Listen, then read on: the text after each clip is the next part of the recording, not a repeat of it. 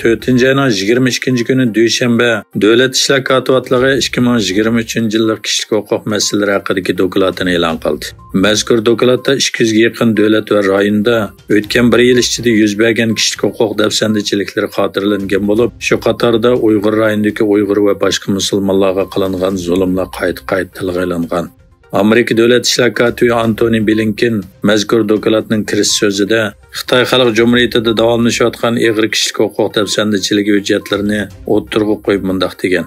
Xitoy hukumati Xinjiangdagi Uyg'ur va boshqa musulmon xalqlarga qartilgan irqiy qirg'inchilik, insoniyatga qarshi jinoyat, majburiy emgak qatorliq kishilik huquq dafsandichiliklarini davom qilmoqda. Yevropa Ittifoqi parlament a'zolari seshanba kuni bilet tashlab majburiy emgakdan foydalanib ishlab chiqarilgan mahsulotlarni cheklashni qaror qilgan. Shuning bilan bir vaqtda bu qarorning Yevropa Ittifoqining Xitoy bilan bo'lgan munosabatida jiddiylik keltirib chiqarish xavfining borligini ilgari surilgan.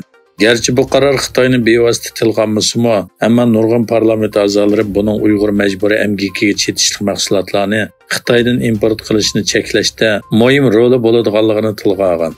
Yevropa parlamentidagi 555 parlament a'zosining qo'llashi bilan ma'qullangan bu qonun Yevropa Ittifoqiga a'zo 27 davlatning tasdiqidan keyin rasmiy kuchga ega bo'ladi ekan. Amerika Kengash palatasi TikTokning ana shirkati bo'lgan ByteDance'ni bu video supasini setishga yoki cheklashga majburlaydigan qonun loyihasini ma'qulladi. Ukraina va Isroilga yordam berishni o'z ichiga olgan texnik cho'ng loyihaning bir qismi bo'lgan Amerikaliklarni chet ellik dushmanlar kontrolidagi harakatlardan qo'g'dash nomli qonun loyihasi Kengash palatasining tasdiqidan keyin Amerika prezidenti Joe Bidenga avatildi. Bidenning bu qonun loyihasiga imzo qo'yishi mo'ljallanmoqda. Bu qonun loyihasi o'tganda Amerika Avam palatasida ma'qullanganda setish muddati 6 oy qilib bekitilgan edi.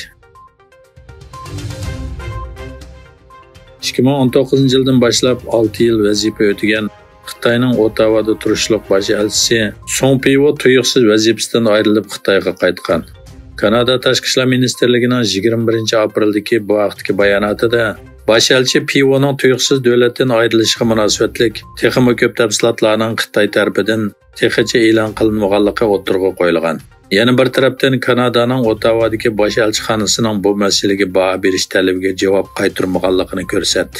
Egilishicha, bosh elchi Pivo bu davlatdagi 6 yil jarayonida Xitoyning manfaati uchun diplomatik qonunlarni ko'zga ilmagan. Kanadada chiqadigan Yer shari va Pochta gazetining xabar qilishicha, Xitoy bosh elchisining 9-aprel tuyuqsiz ayrilishi diplomatik qoidaga mos kelmaydi ekan. Yevropa Ittifoqi komiteti Xitoyning a'zo davlatlarini qo'llash uskunalari bilan ta'minlash to'g'risida tekshirishni boshlagan. Beijing bo'lsa, Yerusalimni bu tekshirish oldida iqtisodiy qo'riqchilik tadbirlarini qo'llangan deb aybladi. Egilnicha Xitoyning davolash uskunalari bozorining qiymati 2022 yili taxminan 135 milliard yevro bo'lib, Beijing bu sohadagi Amerikadan qolsa ikkinchi cho'ng bozor ekan. Tekshirish natijasi chiqsa, Xitoyning Yevro ittifoqining davolash uskunalari xaridor chaqirish faoliyatiga qatnashishini cheklash kun tartibda bo'ladi ekan.